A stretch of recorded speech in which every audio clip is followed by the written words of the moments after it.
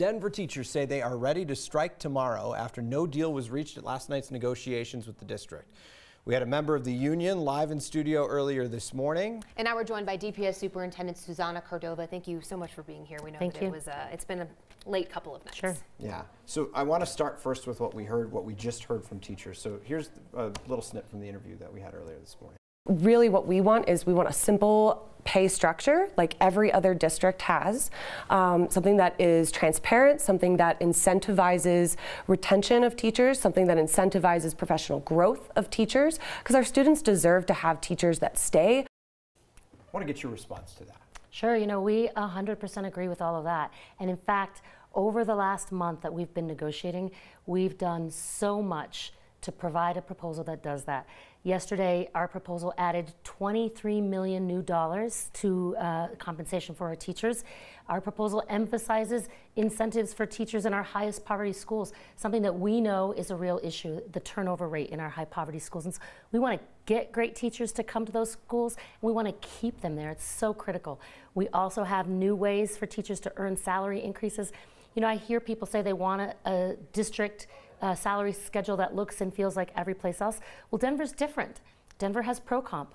Pro-comp was voted on by our citizens, and pro-comp requires that we have specific ways of paying our teachers. That's something that I want to make sure that we're adhering to. Well, when talking to the teachers, though, one of the things that they say is what we've made very clear is we're not interested in this increase in money towards incentives, and then you guys came to the table yesterday doing just that. They want that money to go towards base pay. Why don't you just do that if you know that's what's going to make teachers happy? Sure, well actually we did both.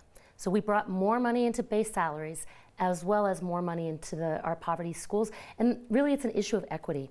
You know, I was on a morning show with Henry Roman, the president of the DCTA, and actually he said he thought they should be higher. We agree.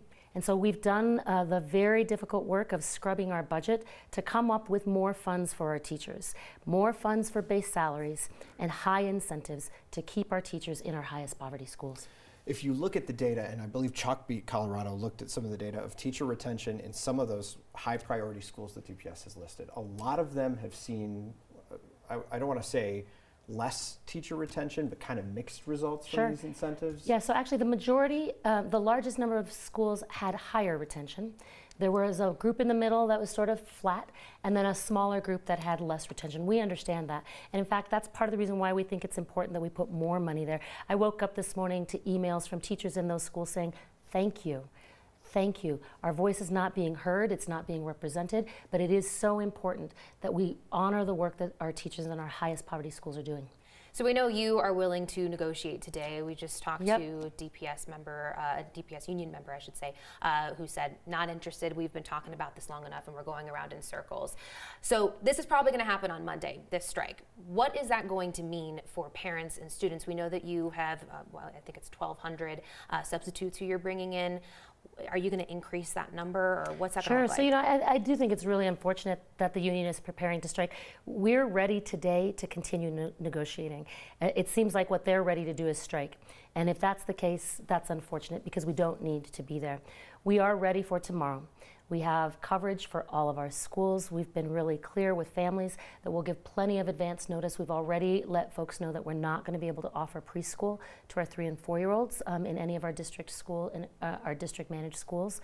And so that's because we want to make sure that we adhere to the licensing requirements for classes like that.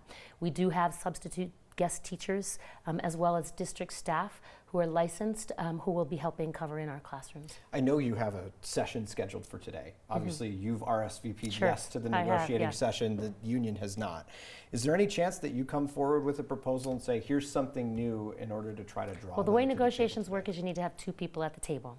And so I think it's really important that our teachers union comes back to the table so that we can get to a deal. We've been saying this all along. Lots of people have said it. The governor has said it.